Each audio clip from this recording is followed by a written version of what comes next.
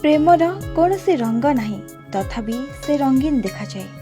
Premiere कौनसी चेहरा नहीं तथापि से बहुत सुंदर लगी थाए। जदि ए दुनिया रे केही काहाको निजर करने को चाहे थाए ताहले से ताको सब समय रे पाखरे रखिला परी मने होइथाए। ता सहित सब समय रे कथा हेबाकु चाहे थाए। आउ ए दुनिया रे भीड़ भितरे से केवल ताको ही खोजी थाए। आज सेमिति ए कहानी दुई प्रेम पक्षी एकाठी रहिबार बहाना खोजुंती। सबु बेले सबु समय रे राजेश केवल राजश्री को निज पाखरे रखिबाकु चाहुछि। आउ निज मन भितरे थिबा से अकुहा कथा को आज से निज नायिका आगरे कहिबाकु चाहुछि। आज एते दिन परे साहस करी राजेश सिना राजश्री को डाकी देइछि, किंतु सतरे कण से ता मनर कथा को कहि पारिबो? से कथा जानिया पई आसंतु आरंभ करिबा आजिर एई अध्याय। ए राजश्री, तू एते कौन भाबुଛୁ? चॉकलेट आने नाई लिसु, तू तांको बाध्य करनी। जदि से मते भल पाउथिबे ताले से निश्चित नेबे। एठी तो एते पिला अछंदी, मु जदि तांको किछि कहिबी ताहले ताको भी खराब लागिबो। हेले एते जल्दी केमिति मु मो लाइफ रो डिसीजन टा नै परिबी?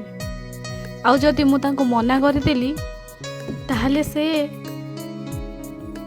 हे भगवान मु एबे कौन करिबी? मते किछि गोटे बाट देखाओ। एमिति रे भी राजेश जने बहुत भल पिला। प्रथम दिनरु से मते केते हेल्प कर सारलेनी।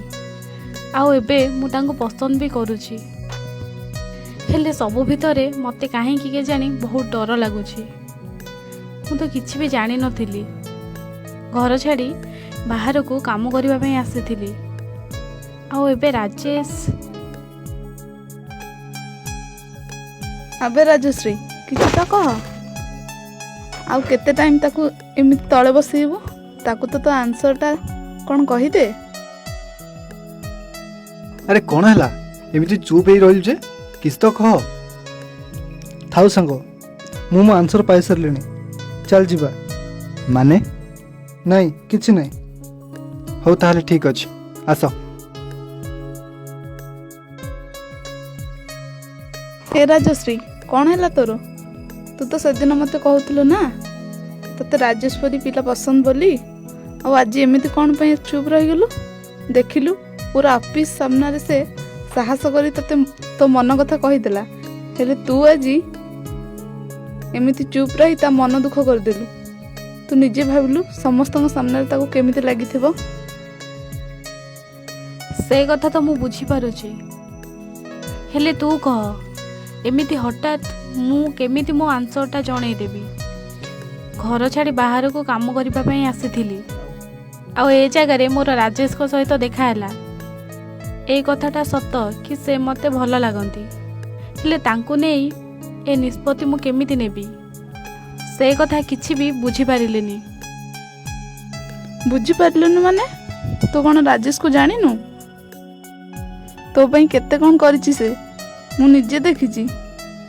जेते बेले तू ऑफिस आसी नथिलु आ मोर से मजाक को नहीं केते चिंतार पड़ जाइथिला। देख तते तांको ठारू आ भल पुओ मिलिबेनी। से जिबा आगरु तांको तो मन कथा कहि दे, नहले से सुजक आ केबे भी पाइबुनी। तू ठीक कहिचु लिसु, मु एबे तांको सब कथा जणै देबी। राजेश मो कथा थरे सुन। हाँ कुह। से चॉकलेट तमे मो पई आनिथिलो ना, मते न देई चली जिवो?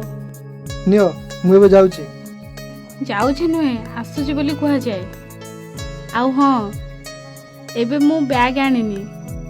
ए चॉकलेटा तुम पाखे रखी थाओ, आमे एखाडी बसी खाइबा। आउ हाँ नहीं थाउ परे कहिबी। मु एबे आसुची, काली देखा हबो। बा सांग काम हो गला। की काम होवे? से मो पाखरु चॉकलेट नाला पुणी मो हाथ धरे देला आ एकाठी खाइब बोली कही चली गला। से मो प्रेम को स्वीकार कला ना मनरु बाहर करदेला? से कथा तो मो मन रे किछि भी पसुनी। कौन जे करबी मु? सतरे ଆଜି ଦୁଇ ପ୍ରେମ ପକ୍ଷୀ ପରସ୍ପରକୁ ନିଜ ମନ କଥା କହିଦେଇଛନ୍ତି। ଏତେ ଦିନରୁ ଯେଉଁ ମୁହୂର୍ତ୍ତକୁ ସେ ଅପେକ୍ଷା କରି ବସିଥିଲେ ଆଜି ସେଇ ମୁହୂର୍ତ୍ତର ଶେଷ ଘଟିଛି। ଆଉ ଦୁହେଁ ଦୁହିଁଙ୍କ ଭଲ ପାଇବାକୁ ସ୍ୱୀକାର ମଧ୍ୟ କରିନେଇଛନ୍ତି।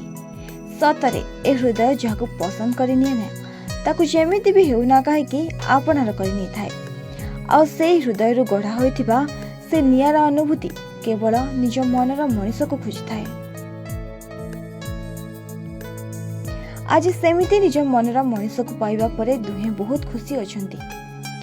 କିନ୍ତୁ ଆଜି ସେ ଯେଉଁ ଚକୋଲେଟକୁ ନେଇ ରାଜଶ୍ରୀକୁ ଦେଇଥିଲା ସେ ଚକୋଲେଟ ତ ପୁଣି ରାଜଶ୍ରୀ ତାକୁ ଫେରାଇ ଦେଇଛି, ଯାହାକୁ ନେଇ ରାଜେଶ ପୁଣି ଥରେ ଚିନ୍ତାରେ ପଡ଼ିଯାଇଛି।